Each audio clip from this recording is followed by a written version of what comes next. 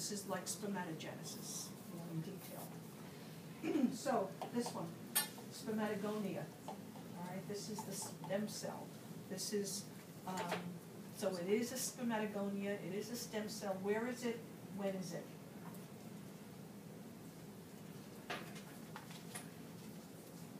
Where is it? The basal. Spermatogonia, it's the, in the seminiferous tubule of the testis. That's where it is. The seminiferous tubule, that's where all of this is. Seminiferous tubule of the testis. The reason I say that, because in the female, where it changes. So for the male, it's in the seminiferous tubule of the testis, and when it's the life of the male, the stem cell. What happens between here and here? This is now. A and B, A and B cells. This one here, you see where it says early prophase? This is the primary spermatocyte. The primary spermatocyte, this one. So what happened between this and this? How old is the boy, the man, or whatever, between here and here? Puberty. Puberty. All right, you don't get this without puberty, without testosterone. So this is now definitely, 12, 13, 14, whatever. So this is after puberty. This is where prophase 1 is. This is crossing over. This is a lot of, important crossing over is happening here. All right, then, so this is primary spermatocyte. This is all diploid here. And then we come to here. These are now 2 secondary spermatocytes. They are now haploid. 2 secondaries become haploid. But the copies are still attached. So each one of these undergoes the second meiotic division, and they become the 4 spermatids, and they are also haploid, but each one has a single copy of the 23 chromosomes.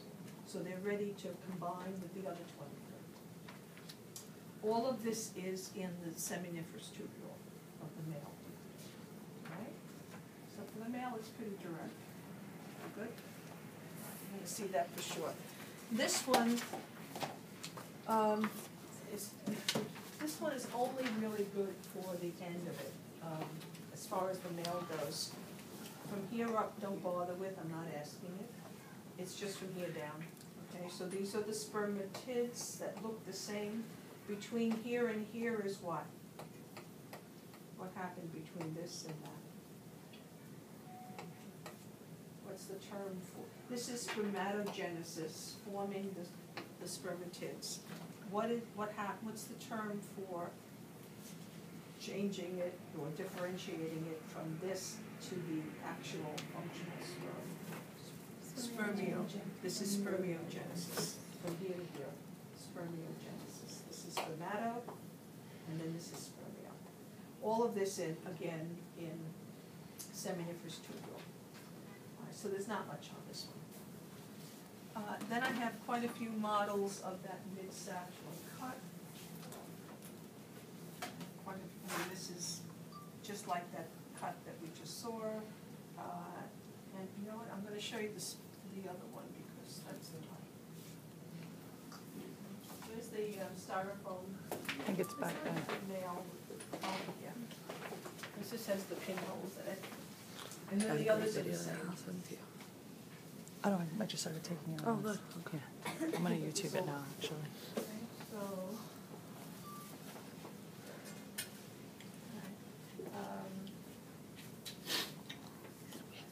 So this is the tunica albuginea of the testis, and this would be the vaginalis around it.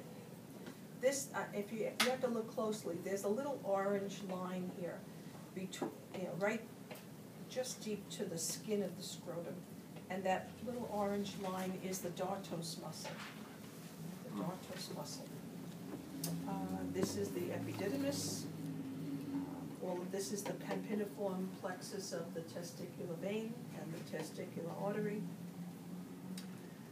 So after the epididymis, then this is the vas deferens. This is a vasectomy. This is the vas deferens. Here is the ampulla, right here, the ampulla of the vas deferens or the ductus deferens, same thing. This is the seminal vesicle. They join to form the ejaculatory duct. This is the prostate gland. So this is the prostatic urethra. This is the membranous diaphragm, so this is the membranous urethra. And then the penile or the spongy urethra here. This is the glans penis here. This is all the corpus spongiosum. This is the corpus cavernosum. This is the bulbourethral gland. That's it. This, of course, is the nucleus with the acrosome, the midpiece with the mitochondria, and the flagella. Okay, so I have quite a few of those mid-sagittal cuts. This one is also fairly new. A nice model. Same thing, everything is the same. I'm trying to see if there's anything special. This is showing you a bit more of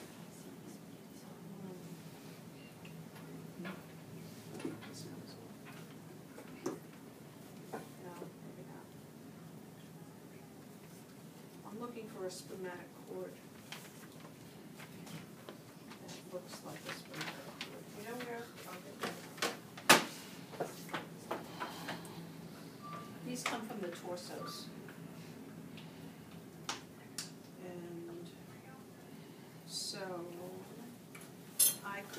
all right, so this one, here's vaginalis, and the whole unit could be considered the spermatic cord on here, okay? Because within the cord, the fascia that, in the capsule that encloses it all, you have, this is the cremaster muscle that actually comes all the way down to the end of the testis. If you cut that away, then they show here the pancreatiform plexus of the testicular vein, and then of course the epididymis, and this one doesn't show the dartos. You see that on the others, but this one shows the cremaster. The other thing I want to show you about this is make sure you look at both sides and not just one half of this, because notice the difference here and here. See, this looks different than that. So this is the side I like better. Okay, so here you actually see the vas deferens, and this is the ampulla of the vas deferens, and then this is the seminal vesicle. And then they join to form the ejaculatory duct here, entering the prostatic urethra.